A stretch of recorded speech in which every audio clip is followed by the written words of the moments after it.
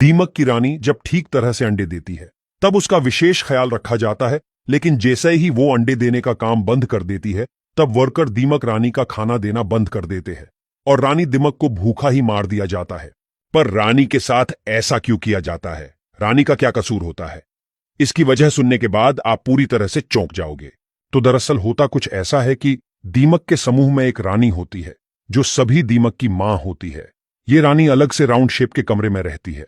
दिखने में यह रानी लंबी, मोटी और भद्दी होती है।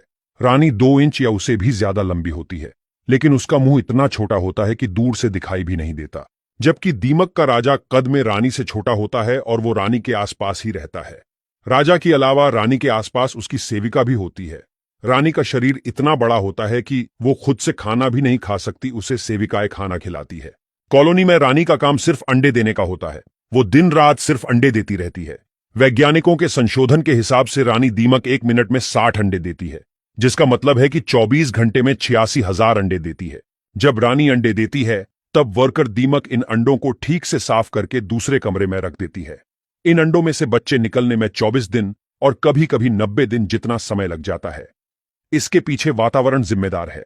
अगर ज्यादा गर्मी हो तो बच्चे को बाहर आने में ज्यादा समय लग जाता है। इन बच्चों को निम्फ्स कहा जाता है। ये बच्चे दिखने में एडल्ट दीमक जैसे ही होते हैं, लेकिन कद में छोटे होते हैं।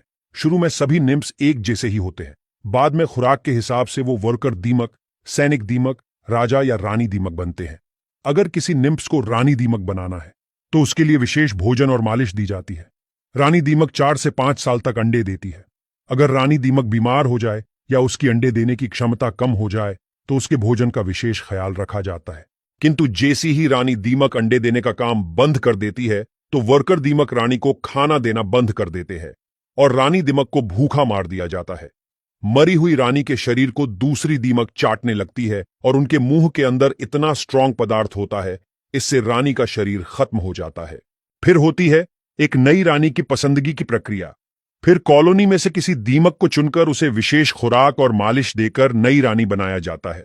मतलब कि रानी दीमक जब तक अंडे देती है तब तक ही उसकी सेवा की जाती है। अंडे देना बंद होता है तो रानी उसके किसी काम की नहीं होती और उसको मृत्यु दी जाती है। आपको और एक इंटरेस्टिंग बात बता दे कि दीमक लकड़ी खाती तो है, लेकिन उसे पचा नहीं सकती।